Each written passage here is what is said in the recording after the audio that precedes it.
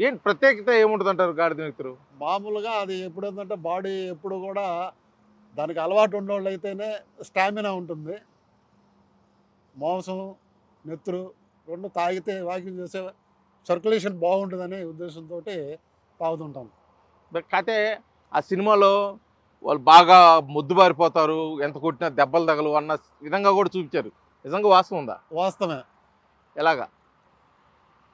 అది ఒక రోజు, 2 రోజులు తింటే పెద్ద పని చేయదు.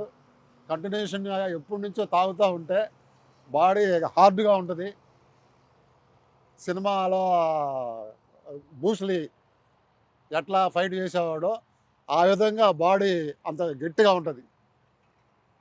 ముఖ్యంగా అసలు ఈ గాడిద నెత్తురు గాని, మాంసం గాని ఎక్కువ ఎవరు తీసుకునేవాళ్ళు? అది ఎక్కువగా చీరాల వాళ్ళు ఎక్కువగా తినేవాళ్ళు. ఎందుకని? ఇప్పుడు అది చెప్పటం అనేది పద్ధతి కాదది.